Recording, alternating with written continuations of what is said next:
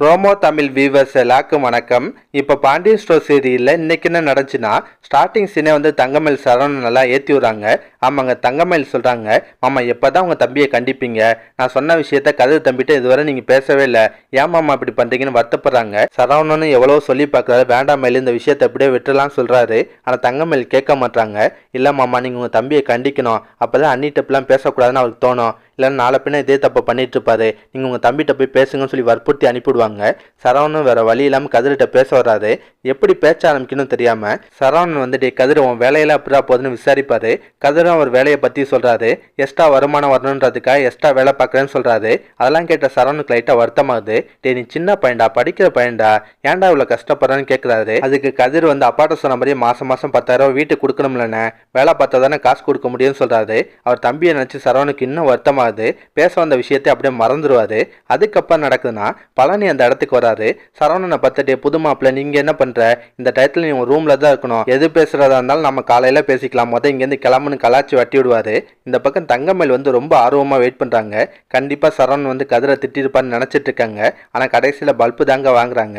ஆமாங்க, சரவணன் வந்து தங்கமயில்கிட்ட கதிர் ரொம்ப பாவம், சின்ன வயசுலேயே ரொம்ப கஷ்டப்பட்டுட்டு இருக்கான்னு சொல்லி அவர் தம்பிக்காக வருத்தப்படுவாரு. அதெல்லாம் கேட்ட தங்கமயிலுக்கு நல்லாவே புரியுது.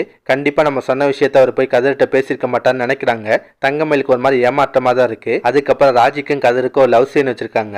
ஆமாங்க, கதிர் வந்து ராஜிக்காக ஒரு ட்ரெஸ் வாங்கிட்டு வந்திருக்காரு. அந்த ட்ரெஸ்ஸை ரொம்ப தயங்கி தான் ராஜிட்ட கொடுப்பாரு. அதை பார்த்து ராஜி ரொம்ப சந்தோஷப்படுறாங்க, வெக்கப்படுறாங்க. இப்போ கதிர் கேட்குறாரு, ட்ரெஸ் பிடிச்சிருக்கா, ஏன்னா நீ போட்டிருக்க ட்ரெஸ் எல்லாம் நான் பார்த்துருக்கேன், ரொம்ப காஸ்ட்லியாக போடுவேன், என்கிட்ட அவ்வளோக்கு காசு இல்லை, அதனால சிம்பிளாக தான் எடுத்திருக்கேன், பிடிச்சிருக்கான்னு கேட்குறாரு. உடனே ராஜி சொல்கிறாங்க, விலையில் என்ன இருக்குது, நமக்காக ஒருத்தங்க ஆசையாக வாங்கி தரும்போது அது எப்படி பிடிக்காம போவோம், எனக்கு ரொம்ப பிடிச்சிருக்குன்னு சொல்கிறாங்க. அதை கேட்டு கதிரன் சிரிப்பாரு. அந்த சீன் பார்க்க உண்மையிலே சூப்பராக இருந்துச்சுங்க. கடைசியாக நடக்குதுன்னா, செந்திலும் மீனா வீட்டுக்கு வராங்க. வீட்டு வாசலுக்கு வந்தோடனே செந்தில் முகத்தில் ஒரு கலவரம் தெரியுது.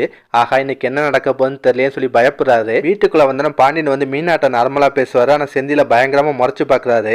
நிலைமையை புரிஞ்சுட்டு கோமதி வந்து அவங்களை காப்பாற்ற பார்க்குறாங்க. ரெண்டு பேரும் ரொம்ப டயர்டாக இருக்கீங்க, போய் ஃப்ரெஷ்ஷப் ஆகிட்டு வாங்கன்னு சொல்லி அனுப்ப பார்க்குறாங்க. ஆனால் பாண்டியன் விட மாட்டாரு. எதுக்குடா ஃபோனை சுவிட்ச் ஆஃப் பண்ணி வச்சிருந்தான்னு சொல்லி செந்தில திட்ட ஆரம்பிக்கிறாரு. உனக்கு கொஞ்சமாச்சும் பொறுப்பு இருக்கா, உன்னை நம்பி நான் எவ்வளோ வேலை கொடுத்துருந்தேன், அதெல்லாம் என்னாச்சுன்னு தெரிஞ்சுக்க வேணாமா, நீ பாட்டு ஃபோனை சுவிட்ச் ஆஃப் பண்ணி வச்சிருக்கேன்னு சொல்லி திட்டுறாரு. செந்திலும் அப்பா நீங்கள் சொன்ன வேலை எல்லாத்தையுமே நான் முடிச்சிட்டேன்ப்பான்னு சொல்கிறாரு. இப்போ பாண்டியன் கேட்பாரு, சரி ஒருத்தட்ட நான் பணம் வாங்கிட்டு வர சொன்னேன்ல, அவர்கிட்ட வந்து பணத்தை வாங்கிட்டு வந்தேன்னு கேட்குறாரு. அது செந்தில் வந்து அவர் உங்கள் அக்கௌண்ட்டுக்கே பணம் அனுப்புறேன்னு சொன்னார்ப்பா, இந்நேரம் அனுப்பியிருப்பான்னு சொல்லுவார். அதை கேட்ட பாண்டியனுக்கு செம்ம கடுப்பாது. உனக்கு கொஞ்சமாச்சும் அறிவு இருக்காடா, நான் ஃபோனில் கேட்கும் போது அவன் டிமிக்கி கொடுத்துட்டு இருந்தேன், அதான் அவனை நேரில் போய் பணத்தை வாங்கிட்டா சொன்னேன், நீ இங்கே வந்து இப்படி ஒரு கதை சொல்லிட்டு இருக்கேன்னு சொல்லி திட்ட ஆரம்பிப்பாரு. அதோட தான் சீரியலில் முடிச்சிருந்தாங்க. இதுக்கப்புறம் என்ன நடக்க போகுதுன்னா, பாண்டியன் வந்து செந்தில கண்டபடி திட்டுறாரு. உன்னை நம்பிலாம் வேலை கொடுத்தேன்ல, ஏன் தப்பு தான்டா, கோமதி உன்னை நம்பிலாம் ஏதாவது பொறுப்பை படைச்சோம், கடைசியில் நம்ம நடுத்தரில் தான் நிற்கணும்னு சொல்லி திட்டுறாரு.